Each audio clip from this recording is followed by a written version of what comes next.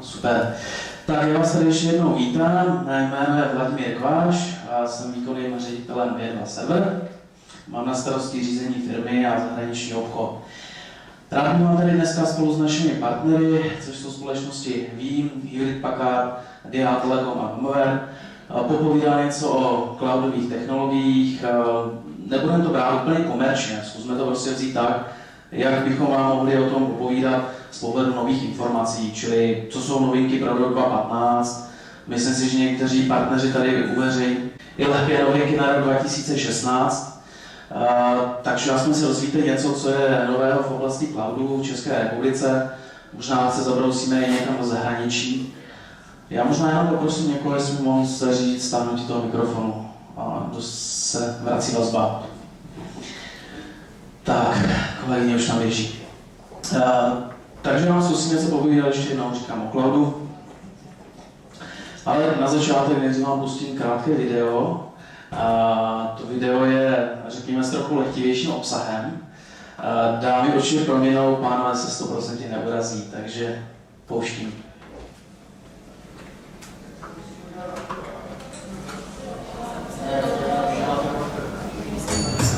Do you remember the first time you ran saw you naked?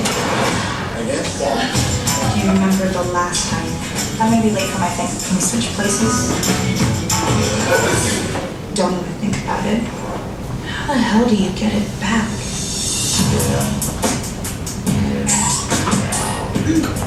Hey. Oh shit! I just had an idea. Let's film ourselves having sex. That's a great idea. This is your best idea ever.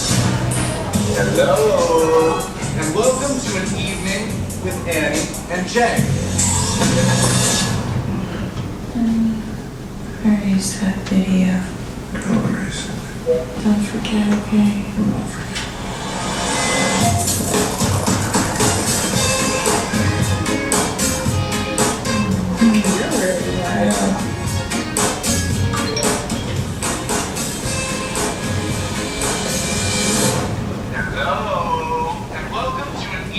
Oh shit. Annie and Jack. Hello, and welcome to an evening. Hello, Annie and welcome to an evening.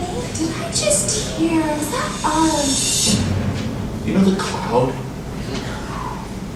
Fuck! So instead of erasing the video, like you said that you would, our sex tape ended up syncing to all the iPads we gave out as gifts. Technically, yes. My mom, Robbie, my boss, the mailman. the mailman. It was Christmas. We are gonna get back every one of those iPads right now. I was using that.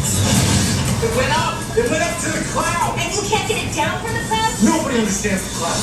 It's a fucking mystery. Who wants to have some fun?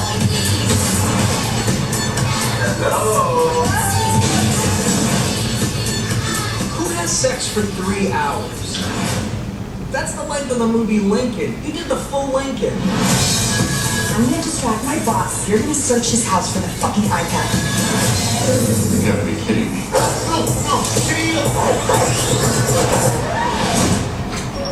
Siri, how do you perform CPR on a dog?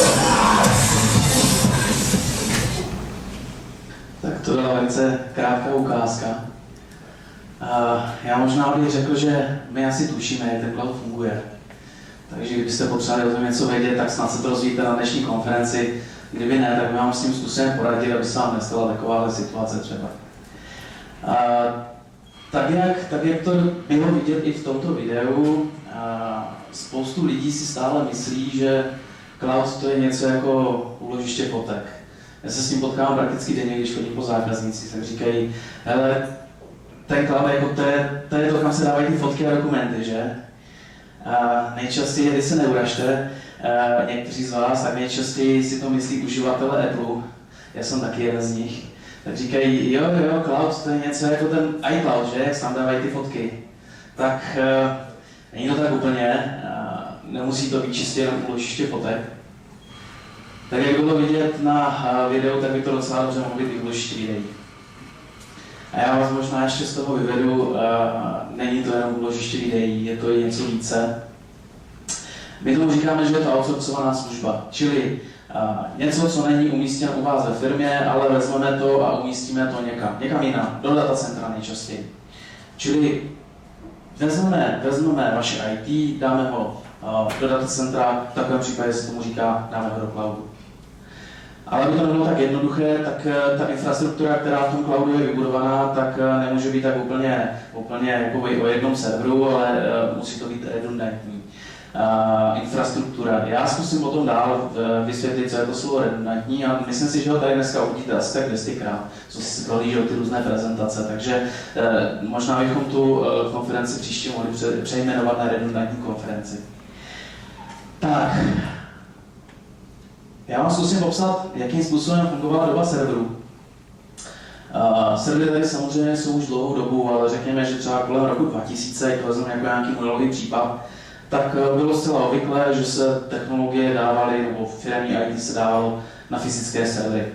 Ty fyzické servery měly vysokou spotřebu, relativně vysoký výkon, většinu času fungovaly docela dobře, pak sem tam přišla situace, kdy ty servery nefungovaly tak úplně dobře, sem tam ten server se prostě pokazil, odešel nějaký hardware, což byla dosti kritická situace pro každého ITáka, který v takové firmě pracuje.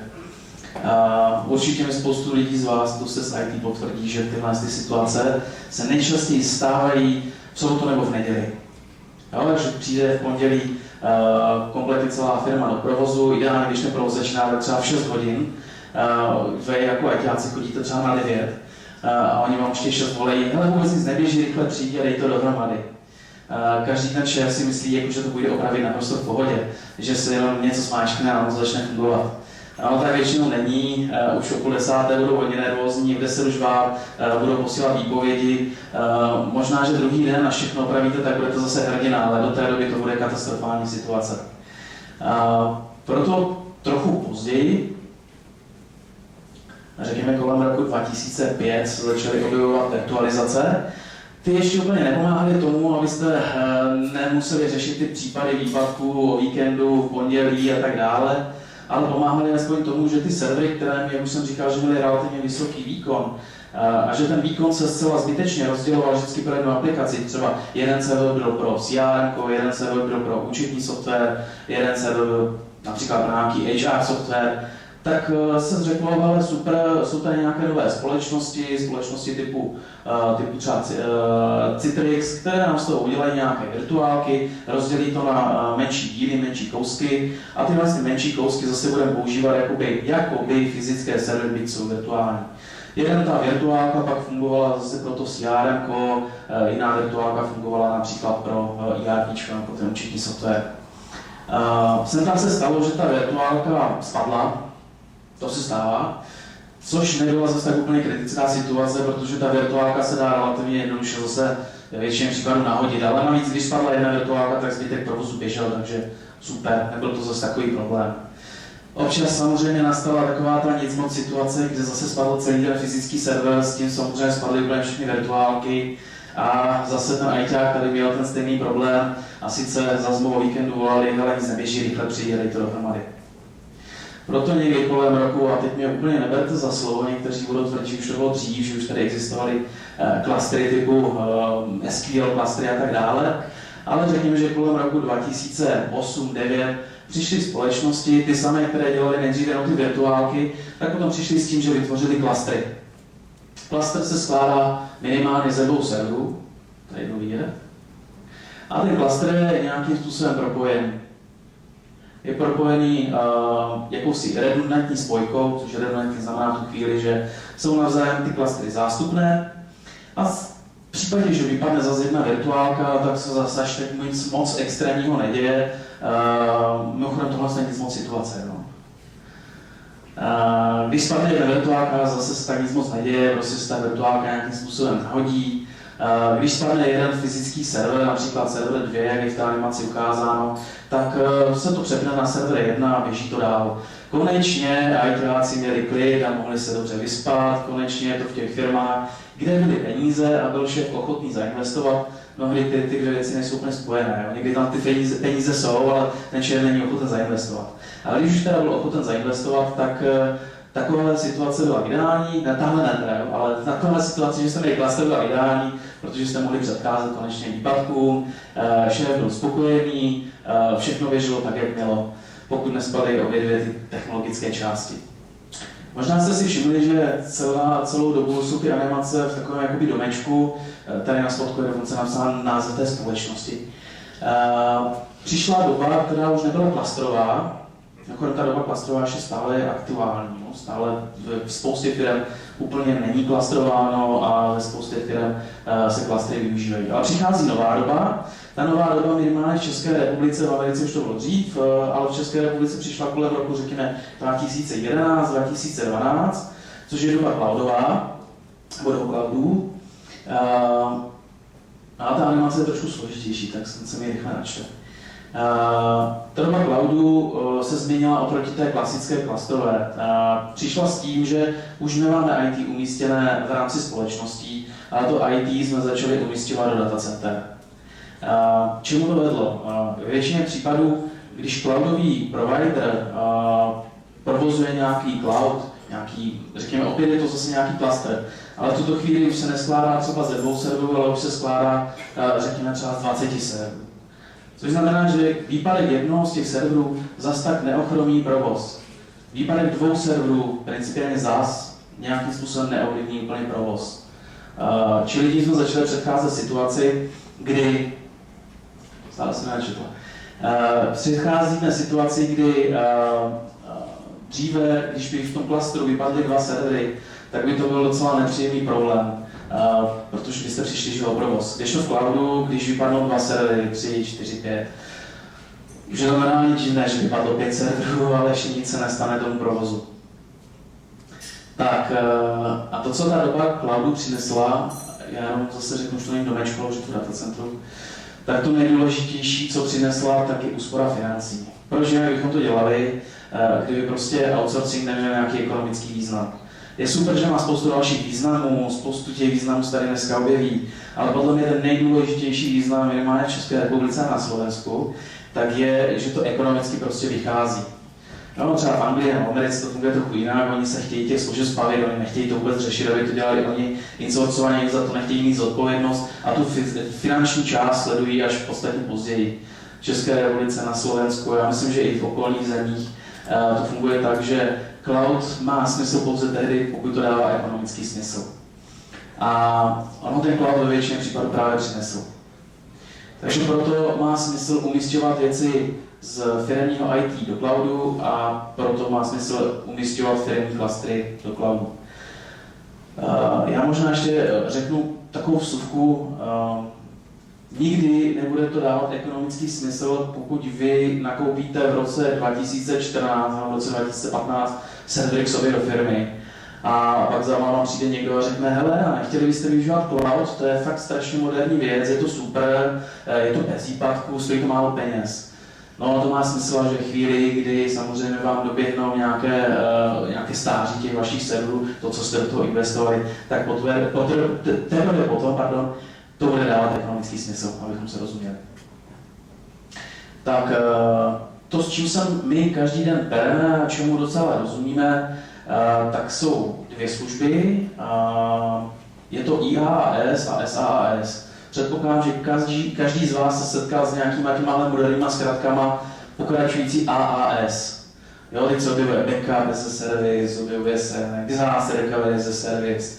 A každý, kdo vytvoří nějaký software, tak si k tomu dodá na konci to AAS, ono to vypadá strašně moderně. Díky tomu už se zažívá zkrátka XaaS, to znamená, místo X si doplňte, co chcete. My se soustředíme na IaaS a SaaS. SaaS znamená software jako služba, software as a service, což v jednoduchosti znamená to, že když si vezmeme například nějaký informační systém, to je typický software. Vezmeme si nějaké webové stránky, to je typický software. Vezmeme si třeba nějaké CRM. Všichni víte, co je pojem CRM, že to lidé používá. Software pro řízení vztahu s obchodníky, teda s zákazníky, je to určeno pro obchodníky.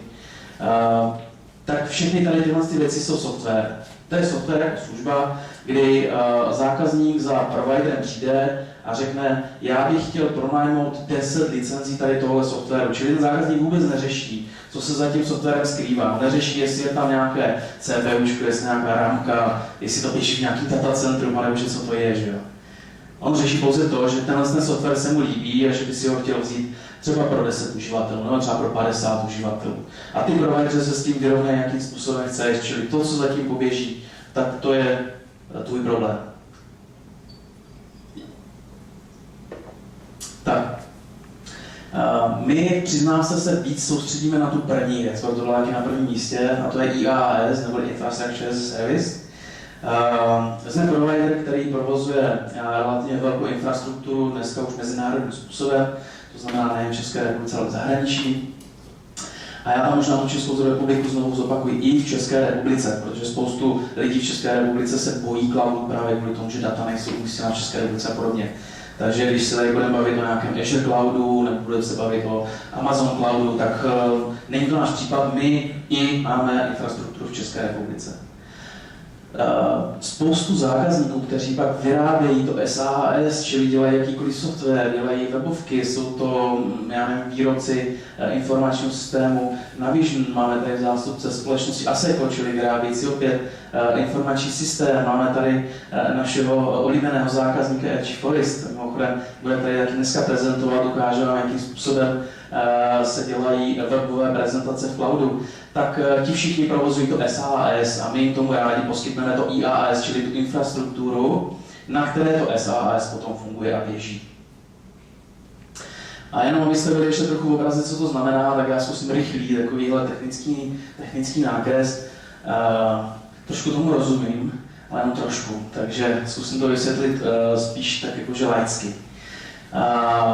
Infrastruktura v rámci cloudu se vždycky skládá minimálně ze 3 vrstev. A ty 3 vrstvy jsou serverová. Vidíte všichni tu červenou tečku? Takže serverová vrstva, kde právě probíhají ty výpočty, čili je tam to CPU, je tam ta rámka a tam se právě probíhá veškeré ty výpočetní operace. Takže když pak klikáte někde na tom webu, tak právě tady se to vypočítává, jakože kam jste právě teď klikli a co jste s tím udělali. Pak je tady druhá vrstva, to je síťová vrstva nebo networking. A pak je tady třetí vrstva a to je storageová vrstva. Tam jsou všechny ty vaše data uložena. Já jsem to tady zmínil proto ten obrázek, že on bude dál ještě v té prezentaci důležitý, tak zkuste si ho když tak jenom lehce zapamatovat a já na to zkusím později navázat. Zkusím vám teďka vysvětlit pár nějakých pojmů z oblasti cloudu. Určitě jste si právě už potkali s tím rozdělením na ty AAS. Strašně oblíbený je třeba PaaS, Platforma as a Service. A nikdo úplně netuší, co to znamená. Jo? Takže spoustu společností si to řadí tak, jako jak se jim zachce. A pak je tady ještě jiné rozdělení. Já bych to možná řekl takové to původně takové to horizontální rozdělení, to bude takové to vertikální rozdělení. To znamená, teď je to rozdělení na jednotlivé služby, které se v rámci toho cloudu provozují. Veřejný cloud, jinak taky public cloud, jinak taky cloud hosting a každá společnost to pojmenuje tak trošku jinak. Tak je jednak teda nejoblíbenější cloud, protože on je strašně jednoduše spustitelný a jednoduše zrealizovatelný, takže spousta lidí chápe public cloud jako ten nejoblíbenější a nejjednodušší cloud na provoz. Proč byste se měli zajímat o veřejný cloud? Je to tehdy, když vás zajímají nějaké úspory nákladů. A to jak CAPEXy, tak i OPEXy, čili jak investiční náklady, tak provozní náklady. Možná byste se divili, ale ano, opravdu uspoříte i z pohledu těch provozních nákladů v cloudu. Cloud nebo veřejný cloud má obecně velmi vysoké SLA, teď to nemyslím jenom od nás, ale to myslím obecně na trhu. Většinou se SLA pohybuje kolem 4 devítek, čili 99%, což obnáší nějaké 4,5 minuty výpadku za měsíc. Takže když by to náhodou na 4,5 minuty měsíci spadlo, tak je to pořád v rámci SLA a myslím si, že většina klientů by byla relativně spokojený. Samozřejmě opakující se takové výpadky každý měsíc už není taky příjemné, ale to, že se vám jednou za rok stane, že to na 4,5 minuty v tom daném měsíci spadne, není zase taková katastrofální situace. To neznamená, že by v té chvíli, kdy to spadne, takže by tam někdo letěl do toho datacentra a teď tam začal něco dělat. Jo. On tam určitě nikdo nemění disky, on tam určitě nikdo něco nepouští. Ono to všechno funguje plně automaticky. Když se něco takového stane, tak nám pouze zasvítí monitoring a řekne, něco se děje. My o tom okamžitě víme, ale v tu chvíli už nabíhají automatické procesy, které ty části cloudu, které mají nějaký problém, zprovozují jinde. Takže když třeba spadne nějaký si aplikační server, což byla ta vrstva 1, tak se děje pouze to, že se vezme jiný aplikační server automaticky, vlastně nikdo tam nejde do toho datacentra, a automaticky se to v rámci toho jiného aplikačního serveru zprovozní. Stejně tak možná se ještě vrátím k těm diskům, tak stejně tak, když odejde jeden disk, tak vy si to ani nepovšimnete. Nám to pouze v monitoringu začne svítit. Je tady nějaký problém s diskem, ale storage automaticky přesměrovala provoz někam jinam. Mimochodem ten výpadek disku je absolutně nepocítitelný pro zákazníky. Výpadek aplikačního serveru bohužel pocítitelný je, obnáší to jeden restart. Takže když spadne aplikační server, tak ta vaše virtuálka, která na něj byla umístěná, se musí znovu nastartovat na jiném aplikačním serveru. Veřejný cloud má extrémní bezpečnost, já to řeknu znova opravdu extrémní. Spousta lidí si myslí, že cloud je nebezpečný, protože je nabodnutý NSA a CIA a někým vším. Náš cloud není. Windowsy možná ano, to bychom mohli polemizovat. Linux možná taky nějakým způsobem, ale obecně prostě to byste měli stejně tak nabíchnuté i ve vaší kanceláři. Že? Takže z pohledu nějaké bezpečnosti spoustu lidí řekne, my se bojíme ty věci do toho cloudu dát, protože ono je to nebezpečné, protože už to nemáme tady u nás v kanceláři. Ty cloudy jsou umístěné v datacentrech. Ty datacentra mají vysokou ochranu, mají tam nějakou bezpečnostní službu, mají tam nějaké pancéřové dveře, mají nějaká pravidla toho, jakým způsobem se k těm serverům fyzicky přistupuje. Naše jsou třeba umístěny v částech, které jsou neveřejné pro zákazníky. Takže tomu se prostě nedostane jen tak někdo. Jo, vždycky pokud se třeba zákazník chce podívat do datacentra, na ten cloud, jak to vypadá fyzicky, ani to není problém. Ale musíte tam třeba s doprovodem, on vám bude vysvětlovat, co dělá, ale ne, že byste se k tomu přiblížili a šahli na to. Takže cloud má nějaká bezpečnostní kritéria. Mnohdy si myslím, že ani ve vašem IT, nikdo prosím mě neberte úplně za slovo, ale ani ve vašem IT to není zase až tak třeba 100% zajištěno. Proč veřejný cloud? Někdo řekne zase, hele, veřejný znamená, že ty prostředky jsou sdílené, to znamená, zákazník 1 si myslí, že by si klidně na ně mohl šláhnout zákazník 2. To tak opět není. Ti zákazníci jsou uzavřeni v rámci těch svých prostředí. Oni sice sdílí nějakou obrovskou výpočetní infrastrukturu, nějaký obrovský výkon, ale zároveň na sebe nějakým způsobem nevidí, oni se nemohou nějak ovlivnit. On se ani výpadek jednoho z těch virtuálních serverů, jednoho z toho zákazníka, nějak neovlivní zákazníka jiného. A to, co je tady důležité v rámci té extrémní bezpečnosti, je to, že v rámci té infrastruktury, která je umístěná ve veřejném cloudu, já to znovu řeknu ve veřejné, tak je ta infrastruktura je natolik velká, natolik rozsáhlá, že je do ní nainvestováno strašně moc peněz. A v mnohých firmách, a teď by tady mohl být zástupce nějaké extrémně velké společnosti, řekne, my to máme taky. Já řeknu, jasně, a to jste jeden z mála, a ti cloudoví provideri se tím živí, že staví velkou infrastrukturu, že si do té infrastruktury zapojí třeba storage, které jsou hodně bezpečné, které by si právě většina firm dovolit úplně nemohla, protože na to nedostanou ty investice. Že do toho zapojí třeba DDoS protektory, což si většina firm vůbec nekupuje do firm. Že do toho zapojí nějaké firewally, které jsou bezpečné, a nebudou to třeba nějaké open sourceové Linuxové, ale budou to firewally, které budou prostě od nějakých renomovaných firewallových výrobců, třeba F5, nebo Cisco, nebo někoho takového. Takže proto je cloud velice bezpečný. To, co to dál přinese, tak je technologická flexibilita. To znamená, spoustu těch klientů nám říká, hele, my kdybychom si na to koupili teďka tu storage, nebo bychom si na to koupili teďka ty servery, tak super. My teďka ještě úplně nevíme, kolik toho výkonu bude potřeba, takže vlastně nevíme, kolik těch serverů bude potřeba.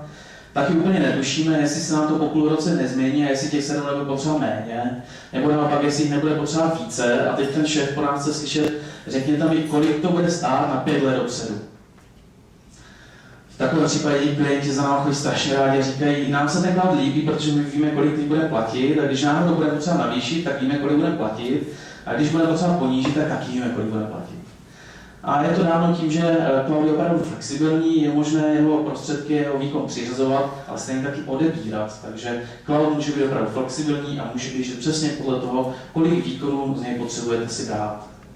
Já se jenom podívám, kolik máme hodin. Tak. No a samozřejmě to díky tomu přináší i flexibilitu finanční. Jo? Čili když budete potřebovat méně prostředků, tak prostě budete platit méně.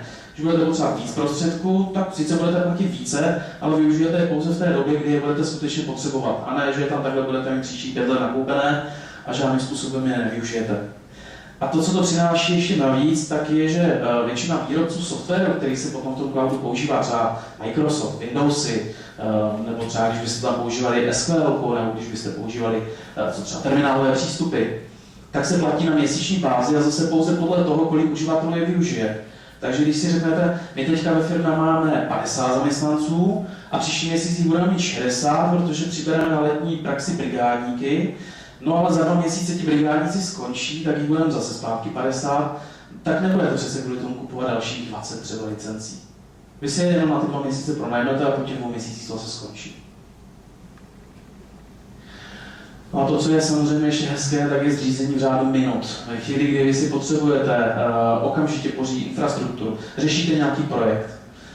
Ten projekt už máte z pohledu vašeho třeba IT vytvořený. Já teďka to beru jakoby z pohledu jednoho našeho zákazníka. A tahle ta společnost využívá přesně veřejnou cloudovou infrastrukturu s tím, že ve chvíli, kdy oni řeknou, hele, my tady potřebujeme něco dalšího, tak se zavolají a třeba do 5 minut jim ten cloud běží.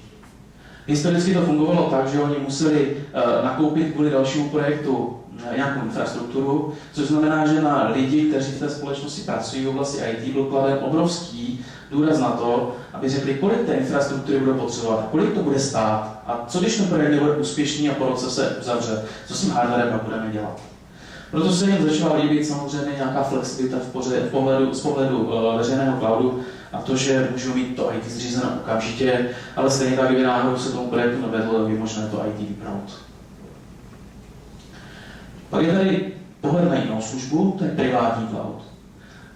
Privátní cloud znamená, že veškerou tu infrastrukturu máte vyhrazenou pouze pro vaši společnost. Čili už není sdílená, ale vyhrazená jenom pouze pro vás.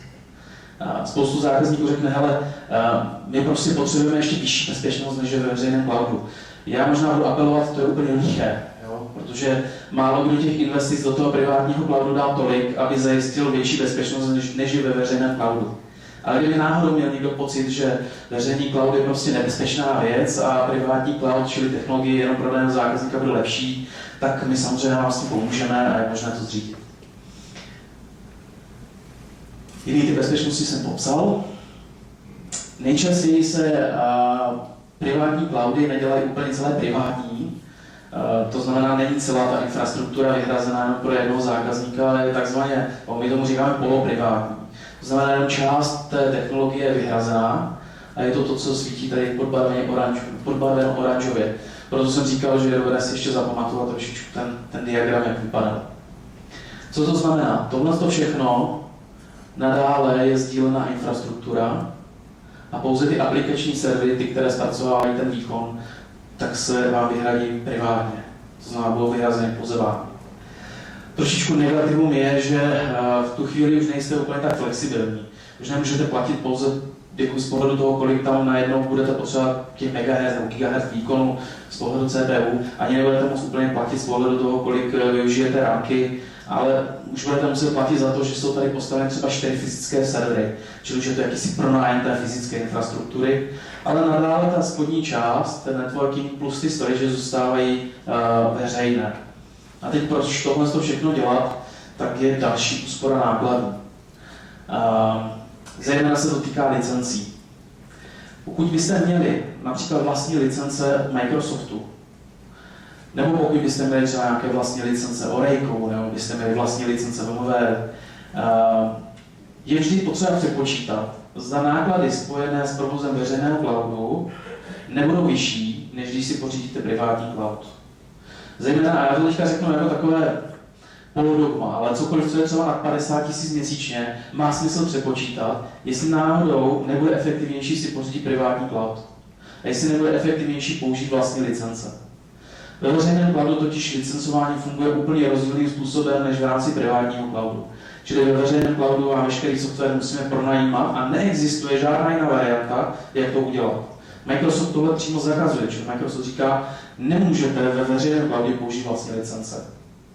A ty licence Microsoftu v rámci pronájmu Windowsy jsou třeba levné, ale Microsoftí SQL server je velice drahý. Takže proto, když budete mít nakoupené vlastní licence Microsoft SQL serveru, tak vždycky stojí za to zvážit, ta privátní cloud, byť pořád to bude mít ty důsledky toho, že tu horní vrstvu budete muset platit pravidelně a že už nebude tak úplně flexibilní, tak pořád se může stát, že se vyplatí vám víc pronajmout si privátní cloud. Tím, že zajistíme tady tuhle horní vrstvu privátní, čili vyhrazenou pouze pro vás, jsme plně pokryli podmínky provozu licencí od Microsoftu a Microsoft je spokojen. Microsoft tu chvíli říká, teď už použijete klidně vlastní licence. A ten zbytek může být zase veřejný. Takže vy si zase klidně můžete říkat, my nepotřebujeme si koupit fyzickou storage. Tam stačí, když nám pronajmete gigabajty na takovéhle rychlé vrstvě nebo gigabajty na SSDčka třeba a podobně. Čili zase jste schopni minimálně tu storageovou vrstvu mít flexibilní. Privátní cloud může přinášet, je to teďka paradoxní, ale vyšší svobodu. Teď už to není z pohledu té flexibility, čili už to není o tom, že byste mohli říkat, teď si pustit tolik výkonu a další měsíci ho už nepustím, ale je to spíš z pohledu toho, že řeknete, já bych tam chtěl mít jenom čistě ty svoje věci a nechtěl bych být úplně třeba uzavřen v prostředí VMware. Chtěl bych si tam prostě dát nějakou svou virtualizaci, nebo bych si tam chtěl nějak speciálně nastavit sítě podle toho, jak uznám já za vhodné, tak v takovém případě ano, může být vyšší svoboda v privátních cloudech. No a nižší flexibilitu už jsem tady zmiňoval, takže tam už to tak není, že byste mohli úplně ušetřit náklady za flexibilitu. No a teď novinka, která je na trhu, nebo ona to není úplně novinka, ale já jsem říkal o tom, že cloud je v České republice třeba v roku 2012. O ten cloud tady samozřejmě je dlouho. O cloudě se mluví, já nevím, třeba v roku 2008. Cloud je neskutečně sprosté a sprofanované slovo, cokoliv dneska je cloud. Ale stejně tak, nebo v roce 2012 teprve poprvé ti Češi začali akceptovat slovo cloud a začali se bavit o tom, a nemohlo by nám to teda něco přinést, kdybychom začali cloud používat. Poprvé se totiž cloud dostal finančně na rozumnou částku tak, že už najednou to vycházelo ekonomicky. Tak proto rok 2012. No a teď takovou jakoby určitým způsobem novinkou. Hybridní cloudy už jsou tady delší dobu, ale zase dneska je to v módě začít se bavit o hybridních cloudech v České republice. Tak hybridní cloud není něco mezi privátním ani něco mezi veřejným. Není to něco, co by stálo uprostřed. Hybridní cloud je... Není něco mezi? Hybridní cloud je technologie, která vám umožní propojit si to vaše IT, to, co máte vy ve firmách, ty vaše servery, s cloudem. A je zase úplně jedno, z jaký. Může to být Azure Cloud, může to být Amazon Cloud, může to být G2 server, může to být cloud třeba od přímo VMware. Vy si můžete půjčit výkon z cloudu a v tu chvíli předcházíte takovým těm situacím ve stylu jsem ITák a teďka tady máme nějaké IT. Šéf řekl, máme peníze, kupte novou technologii na příštích 5 let. Asi se mnou souhlasíte, že těch 5 let je tak nejčastější doba, kdy se to IT mění, plus minus. Vy s největším prostě sebepřesvědčením vyberete to nejvhodnější, co je pro tu danou firmu teď nejvhodnější a představíte si zhruba, kam ta firma za těch příštích 5 let poroste. Takže vyberete hardware, který prostě na těch 5 let by měl stačit. No příští rok se vymění obchodní ředitel a řekne, hele, já už nechci používat tohle CRM. Já jsem zvyklý na tohle CRM. Přesvědčí nějakým způsobem pana majitele, že to CRM se teda to nové bude implementovat. A vy najednou narážíte na to, že to nové CRM nemáte kam dát, protože musí běžet i to staré, a musí běžet i to nové. Co s tím? Takže jdete za panem ředitelem a řeknete, šéfe, jak potřeba další peníze na další servery. No tak ten se rozhodní, že jo, řekne, hele, před rokem jsme servery kupovali, já ti nebudu zase kupovat další servery. Co s tím máte dělat? V tuto chvíli nastupuje na řadu hybridní cloud a říká vám, že v tu chvíli si ten výkon můžete půjčit z cloudu. Čili vy řeknete, na příští 6 měsíců si pronajmeme nějaký výkon. To vaše IT se s tím cloudem propojí. Propojí se nějakou zabezpečenou linkou. Dneska tady o tom bude kolega z Dial Telekomu mluvit o těch zabezpečených linkách a obecně o bezpečnosti v síti. Takže se propojí nějakou zabezpečenou linkou a to vaše IT plus ten cloud se začnou tvářit jako jedna technologie, jako jeden cloud, ovládaný z jednoho místa.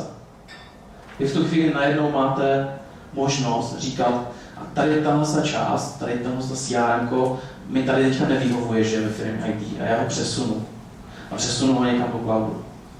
O hybridním cloudu tady bude mít později ještě přednášku kolega z Moveru, že aby do toho nerad více zabrušoval, on nám o tom řekne více. Nicméně tady je právě náznak toho, že tady je vaše IT, tady je nějaký cloud datacentru, který se propojí s zabezpečeným datovým okruhem a najednou se to všechno chová jako jedna jediná technologie. Myslím si, že teď už vám může začít dávat hybridní cloud smysl. A proto se to stává dneska nějakým trendem, nějakou novinkou. Nejsložitější pro nás jako pro cloud providera je to, že máme přijít nějakému zákazníkovi a říct mu, teď to tady celé zabal a dej to celé do cloudu. Ve většině případů ti zákazníci neradi slyší o tom, že by se všeho teď zbavili a že by to všechno přesunuli do cloudu. Oni by to nejradši tak jako po částech zkoušeli. Teď to dáme třeba backup, pak tam dáme nějaký méně důležitý projekt a když zjistíme, že je to super, tak tam dáme všechny projekty. Jedním z těch řešení může být, že se to právě takhle rozdělí na projekty a dává se to všechno do veřejného cloudu nebo třeba do privátního cloudu. Druhou variantou může být, že se dělá hybridní cloud a vaše prostředí a cloud se spojí a můžete si takhle libovolně technologie přesouvat a říkat si, teď to mám u sebe, teď to mám v cloudu a podobně. Pro spoustu lidí to právě je takový vytrhávačem trnu z paty, protože jim to právě půjčí rychle výkon. Já už jsem tady říkal, že cloud je zříditelný za 3 minuty. Když najednou zjistíte, já ten výkon potřebuji a nemám ho, tak si můžete zavolat a v rámci minut prostě budete mít cloud a můžete to propojit. Další ze služeb je GeoCloud. Někdy se tomu taky říká nějaký cloudový cluster, jak to nazvat. Znamená to, že máte buď to veřejný nebo privátní cloud. A ten cloud není umístěn pouze v jednom datacentru, ale je umístěn ve více datacentrech. My jsme tak schopni dosáhnout vysokého SLA až 6 devítek, což znamená, když tady přečtete ty údaje asi 2,5 sekundy výpadku za měsíc. To znamená opět garantovaně. To znamená, že máte každý měsíc výpadek 2,5 sekundy, ale že poté, co ten výpadek přesáhne 2,5 sekundy, tak se něco stane. Typicky začne se jednat o to, že nebylo dosaženo SLA a že z toho plynou nějaké pokuty. To znamená 31 sekund výpadku za rok, čili na půl minuty mimo provoz. Jsme schopni vám pomoct ve 3 datacentrech v Praze, v jednom datacentru v Brně a pak jsme ještě individuálně schopni udělat pro vás cloudy v jiných datacentrech, třeba v Bratislavě, ve Varšavě, v Londýně nebo v Ostravě. A proč bychom to celé měli dělat? Ono skutečně nejslabším článkem celého toho cloudu, který je kompletně redundantní, tak je datacentrum, protože jenom to datacentrum redundantní není. To znamená, že sice jsou tam všechny technologie v tom datacentrum redundantní, jsou tam nějaké klimatizace, které jsou redundantní, jsou tam přívody z více míst elektřiny a internetu, to je zase redundantní. Některé datacentra jsou třeba 3 přívody elektřiny a 3 přívody internetu, tak to máte 3x lištěno. A ta budova je jenom jedna. Když by náhodou do ní, já nevím, spadlo letadlo, nebo kdyby do ní zasáhl blesk, nebo třeba natekla voda, tak v tom případě přicházíte o celou tu budovu a o celý ten cloud, který je v ní umístěný. V takovém případě je tady služba GeoCloud, která vám právě umožní to, abyste měli datacentrum nebo cloud ve více datacentrech a předcházely výpadky celého datacentra. Takovouhle službu je možné zřídit v režimu aktiv nebo pasiv, nebo respektive aktiv a pasiv. To znamená, primární datacentrum mi běží a sekundární datacentrum vyčkává. Ve chvíli, kdy dojde k nějakému disástru, nějaké pohromě na tom prvním datacentru a přestane běžet provoz, tak se sekundární datacentrum spustí a převezme provoz toho prvního. Tohle je levnější služba a teď není levnější jako z pohledu nějakých provozních nákladů, ale je levnější z pohledu toho, že pokud byste chtěli používat druhou variantu, aktiv, tak na to musí být připraveno i to vaše prostředí. Čili nechápejte to pouze tak, že by na to musí být připraveny i vaše Windowsy. Ale řekněme, že jste výrobce internetových stránek, velký výrobce internetových stránek, hostujete třeba Coca-Colu. A teď ta Coca-Cola by byla ve 2 datacentrech. A na webu Coca-Coly budete vyplňovat nějaký formulář, třeba o tom, jaké byste chtěli mít jméno na obalu té Coca-Coly. No a ve chvíli, kdy tenhle formulář vyplňujete na primárním webu a teď celé to datacentrum spadne a pustí se někde jinde, tak to funguje relativně jednoduše, že jo? Tak teď budete vyplňovat v druhém datacentru zase jiný formulář, stejný formulář. Ale co ta situace, když vám běží obě dvě datacentra? Musíte nějakým způsobem zajistit, že obě dvě datacentra přistupují ke stejným datům a nesmí se o ty data brát. Proto je to ta složitější varianta. Pan Šafránek se G Horizon taky tady něco dneska řekne, si myslím. A v takovém případě je proto potřeba upravit i ty vaše aplikace. My vás jsme schopni v tom poradit a ve chvíli, kdy takové úpravy uděláte, to znamená, že můžou ty aplikace běžet ze dvou datacenter najednou, mohou přistupovat k datům, tak v takovém případě jste schopni dosáhnout garanci 6 devítek.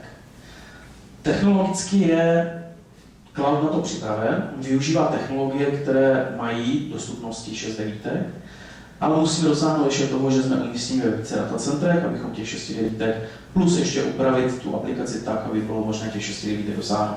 Čili když to porovnáte, tak aktiv pasiv se liší pouze v tom, že obou případech v datacentrech dvou budete, ale je o tom, jestli z toho sekundárního datacentra aktivně běžíte, nebo pouze čekáte na to, až nastane nějaká pohroma a pak se spouští tu druhé datacentrum. Takže v tom prvním případě není možné dosáhnout těch 6 devítek. I tak v tom prvním případě, když dojde právě třeba k tomu pádu toho letadla na to datacentru, tak celá ta technologie v tom datacentru je v řádech jednotek minut nastartována automaticky. V případě, že budete mít aktiv a spadne to letadlo na to datacentrum, tak vaši návštěvníci nebo uživatelé si toho ani nevšimnou. I nadále běží dál. Oni ani neví, že se něco v tom primárním datacentru stalo. Tak, pak je tady levnější služba, to je Disaster Recovery. To je služba, která principiálně opět počítá s tím, že si něco tomu primárnímu datacentru může stát. To znamená, za něj může třeba spadnout to letadlo. V takovém případě my musíme zajistit to, že data vaše nejsou umístěná pouze na té primární lokalitě, ale i na sekundární lokalitě. To zajišťujeme vždy. Vždycky musí docházet k tomu v rámci cloudu, že data jsou vždy minimálně na dvou lokalitách. Minimálně jejich záloha je na dvou lokalitách. V takovém případě, kdy dojde k nějakému porušení toho primárního datacentra, já jsem teďka trošku přeskočil slide, ale když dojde k primárnímu přerušení toho datacentra, tak pořád tady existuje druhé datacentrum, ve kterém jsou vaše data a je možné je v tom druhém datacentru zprovoznit. A teď to nechápejte pouze tak, že se to týká teda pouze toho cloudového prostředí, čili vezmete si někde cloud a chcete si k němu zajistit disaster recovery, takováhle možnost tady je, ale může se to týkat i vašeho IT. A tohle je druhý trend v dnešní době roku 2015, a to je trend disaster recovery. Vy máte vaše vlastní IT u vás ve firmách a řeknete, tak a co v případě, že dojde k nějaké pohromě v naší kanceláři? To je mnohdy prostě pravděpodobnější, než to, že dojde k pohromě v tom datacentru. Může se stát, že vám někdo to IT vykrade, může se stát to, že tam začne hořet, nebo prostě, že budete mít nějaký zkrat v napájení a ten hardware se pokazí, anebo skutečně jednoduše pokazí se jenom čistě ten hardware. Tak v takovém případě existuje služba Disaster Recovery, kdy vy můžete celé to vaše IT zálohovat do cloudu a v případě, že dojde k takovéhle pohromě, tak můžete to vaše IT z toho cloudu spustit. Opět je to v řádech relativně minut a to nejsložitější, co musíte vyřešit, tak jsem do tady přeskákal, to nejsložitější, co vy musíte řešit, je to rozhodnutí se, jestli do toho disaster recovery přepnete. To znamená, je ten můj výpadek v tom mém IT natolik složitý, že se přepnu do toho disaster recovery. To je tak strašně jednoduše jakoby realizovatelná věc. Vy kliknete na tlačítko a jste disaster recovery. Najednou vám celé IT běží z cloudu. Mezi tím cloudem se vytvoří VPN tunely, takže ve chvíli, kdybyste náhodou tam měli ty své Windowsy, měli tam ty stanice počítačové a oni využívali odkazy na nějaké IP adresy, třeba vnitřní počítačovou síť, vyšel nějaký 190, 168 a tak dále, tak ve chvíli, kdy se celé to prostředí spustí z disaster recovery centra, tak do toho nepřicházíte. Pořád se vytvoří ty VLANy a vy nadále ty vaše počítače s tím cloudem spojíte. Takže se to chová, jako by ten cloud byl vlastně u vás ve firmě a jako byste nadále to IT používali. Je to levná, rychle zříditelná služba, čili proto, abyste mohli takovouhle službu zřídit, je, že pouze začnete zálohovat data do datacentra.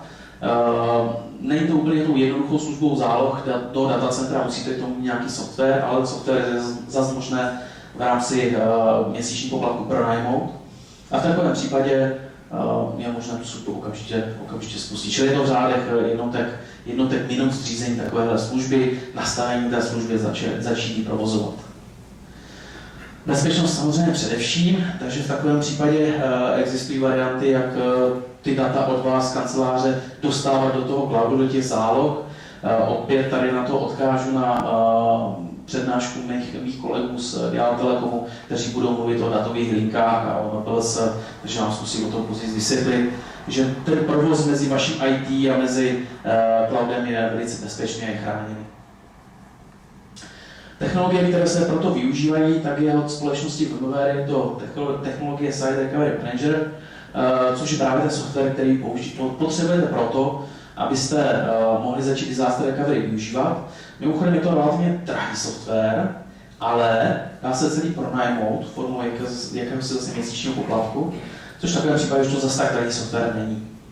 Z druhou z těch technologií je od společnosti Veeam, kdy produkt, který my využíváme, se jmenuje Veeam Backup and Application, ale tady ten software je zase možné využít pro disaster recovery. No a pak jsou samozřejmě ještě další softwary. A tou nejjednodušší službou v oblasti cloudu, a v drtivé většině případů je to právě služba, kterou naši klienti, alespoň ti naši klienti začínají, tak je služba Cloud Backup, čili to, že ty data už nebudete mít odzálohované pouze u vás ve firmě, ale odzálohujete si někam do cloudu.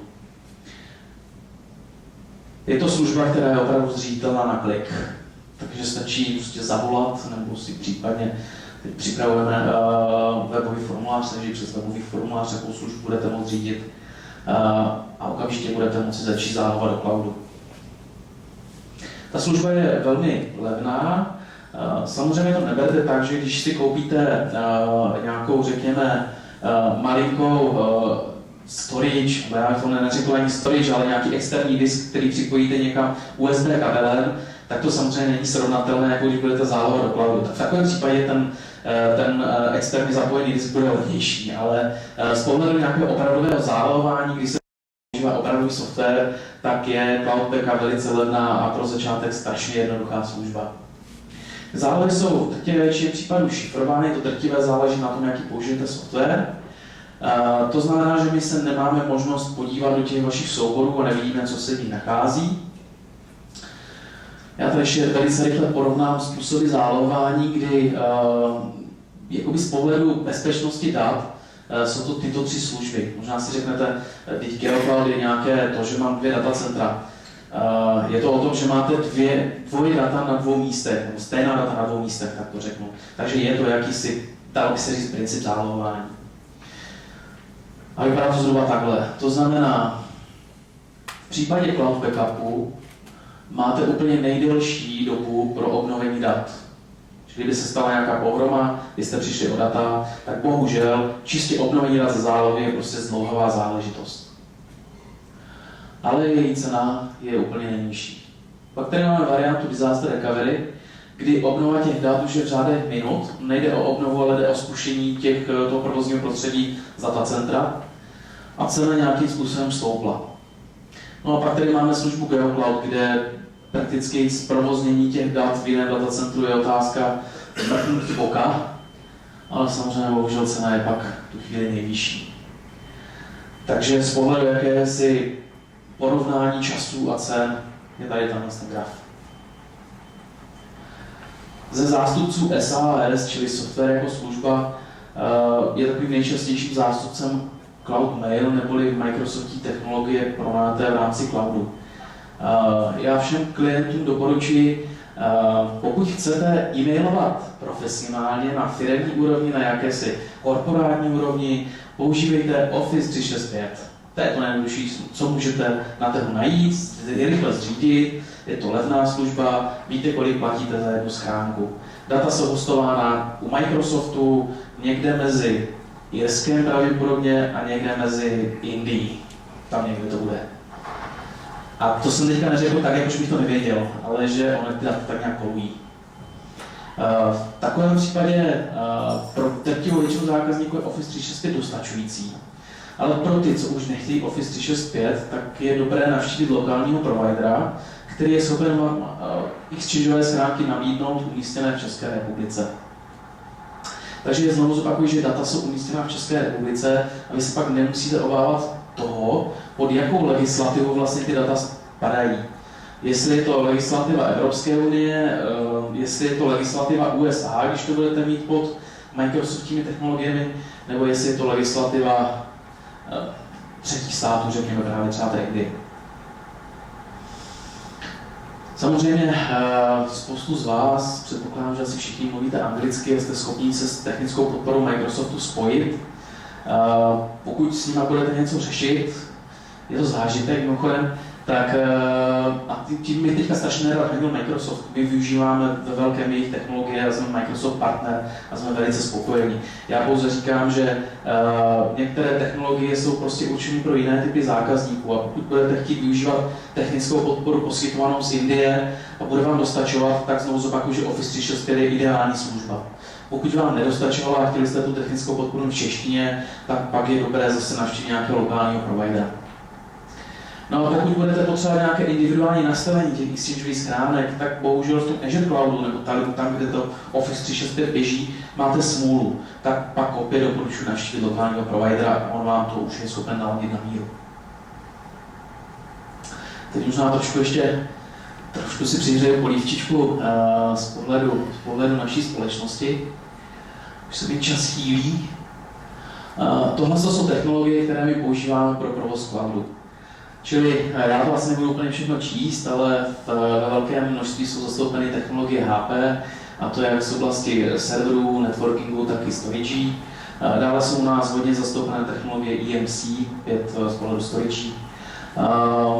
A jinak z pohledu virtualizací máme 3 technologie.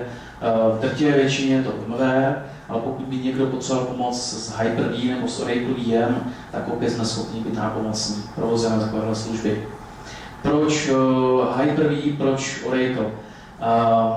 Jsou zákazníci, kteří využívají Oracle technologie a Oracle nemá zrovna kamarádskou licenční politiku s VMware. Takže pokud byste potřebovali použít Oracle technologie, tak někdy stojí zase o to přepočítat to a říct si, jestli je lepší využít Oracle VM jako takové to pozadí, tu virtualizaci pro to, v jakém prostředí budete ty licence provozovat. Někdy to právě díky tomu vychází výrazně levněji, že nemusíte koupit víc licencí od Oracle. A druhou variantou u Hyper-V, my se potkáváme s tím, že Microsoftní technologie nejsou vůči VMware úplně kamarádské. Neříkám, že všechny, ale některé nejsou kamarádské. Testovali jsme jednoho zákazníka, kdy on využíval nejdřív technologii postavenou na VMwareu a využíval strašně moc procesorového výkonu, strašně moc ramky. A ten zákazník říká, chlapi, je to všechno super, rychle jste to zřídili, je to stabilní a tak dále, ale já ten software, když ho kompiluji, a jednalo se o Exactu, kterou kompiloval, tak já očekávám, že ta kompilace by měla skončit někde kolem 15 minut a ona mi končí kolem 30 minut. Zkusme to udělat jinak, zkuste tady prostě postavit privátní cloud a zkusíme to udělat v rámci privátního cloudu. Tak jsem zřídil privátní cloud, opět postavit na VMwareu, on říká, no je to lepší, už je to 29 minut. Ale já to očekám někde kolem 15. Takže jsme na tím trochu laborovali a udělali jsme třetí cloud, který byl postavený opět privátním mimochodem, který byl postavený na Hyper-V a najednou se nám ty kompilace snížily na 12 minut, čili lepší, než bylo jeho očekávání. Takže je to jakoby zvláštní, protože všechny ty technologie by měly běžet stejně, ale v některých případech skutečně stojí za to vyzkoušet i jiné virtualizační technologie, a třeba i pro Microsoftí partnery, třeba pro ty, kteří pracují jenom čistě s Microsoftními technologiemi, může být právě třeba Hyper-V řešení. Z pohledu backupu hodně využíváme společnost Veeam, případně můžeme řešit i Commvaultní technologie.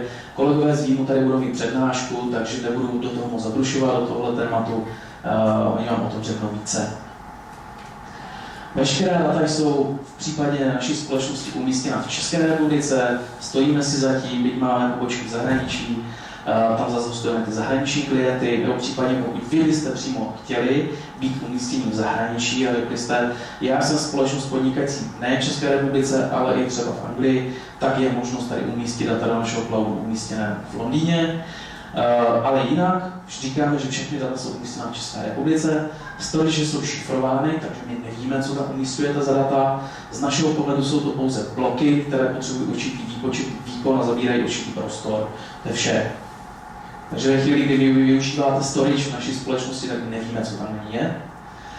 A veškerá data jsou zálohována do externích datacenter. To externí neznamená, že by to nebyly datacentra jakoby primárně používaný námi, nebo že by to byly datacentra umístěné v zahraničí. To znamená to, že pokud využijete jedno třeba naše datacentrum, tak my vždy zajistíme a pohlídáme, dělá to zase nějaký software, aby ty zálohy byly v jiném datacentru, než jsou ty primární data. A v našem případě máte možnost se i přesměrovat do jiného datacentra, čili můžete se ty cloudy provodit.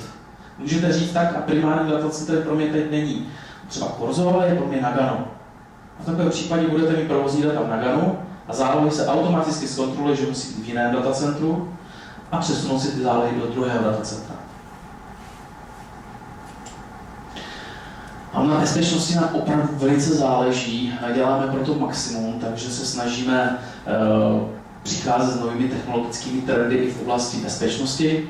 Veškerá data jsou šifrována, už jsem tady říkal, ale veškerý síťový provoz je chráněn. Je chráněn pomocí ať už firewallu, nebo nějakých VPN přístupů, nebo tak, jak už tady budou mluvit potom kolegové, VPLS linek a tak dále. V rámci vnitřních struktur využíváme vždy VLANy, takže zase provoz zákazníků je vždy oddělen od sebe, takže se neovlivní ani z pohledu síťové bezpečnosti. Používáme v naší síti DDoS protektory, což zejména ty, kteří byste vyráběli webové projekty, tak zajímá, protože jsme chráněni proti DDoS útokům. Proti DDoS útokům mimochodem není obrany, ale aspoň něco pro to můžeme dělat, takže používáme DDoS protektory. Mimochodem je to velice drahé zařízení a málo kdo z cloudových providerů ho používá, takže pokud pracujete nebo vyrábíte webové projekty, vždycky se zeptejte, jestli ten daný provider poskytuje i DDoS ochranu.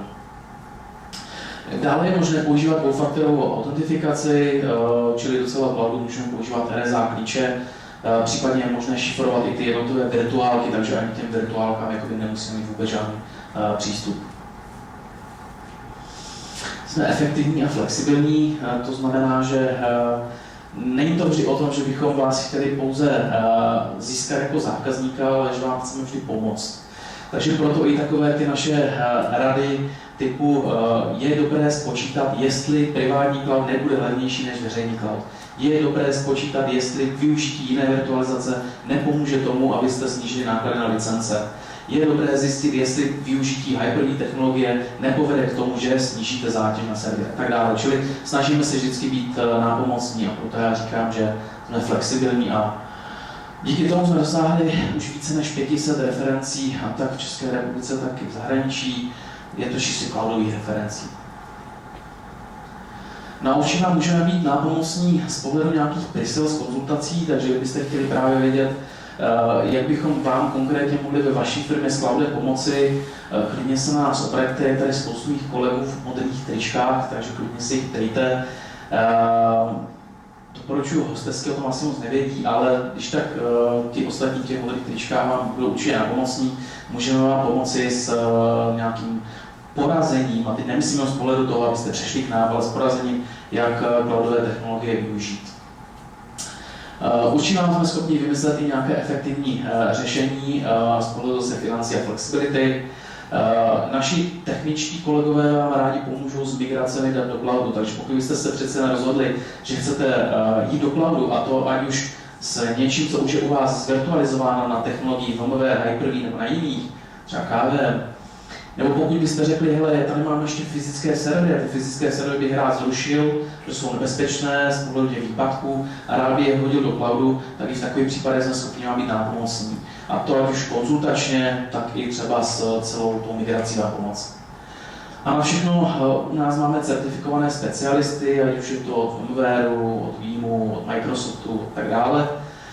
Takže tihle specialisté vám rádi pomohou a například pro mnohé klienty jsme řešili to, že když právě přechází do cloudu, tak vůbec nevěděli, jak se poprat s migracemi Microsoftního SQL serveru. To je to nejtypičtější, co hráči třeba kromě samotných migrací, tak s čím právě radíme klientům, aby věděli, jak ten svůj cloud nebo to své SQL do cloudu přesunout. Tak, máte někdo nějaké dotazy? Tím je všechno jasné, já tady budu celý den a když tak potom ještě jednu přednášku ohledně backupů.